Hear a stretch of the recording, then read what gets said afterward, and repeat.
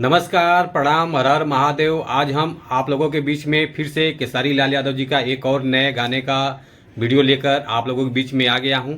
चलिए वीडियो को शुरू करते हैं। आज हम जिस गाने के बारे में आप लोगों से बात कर रहे हैं, फाइनली ये गाने का टीजर लॉन्च हो चुका है। वो आगे बात करेंगे किस चैनल से रिलीज हुआ है। पहले गाने के बारे में बात कर लेते हैं। गाने का बोल है बाबू के बाबू, जो कि बहुत बढ़िया गाना है। बहुत बढ़िया टीजर लॉन्च हो चुका है। तो ये टीजर आप लोगों को देखने को मिलेगा टी सीरीज हमारे भोजपुरी चैनल से, जो कि बहुत अच्छा चैनल है। आप लोग चैनल को सपोर्ट कीजिए, सब्सक्राइब कीजिए।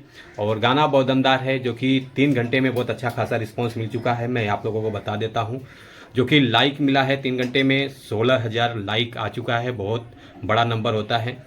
कमेंट आया है 1800 कमेंट आ चुका है, जो कि बहुत अच्छा खासा कमेंट मिल रहा है।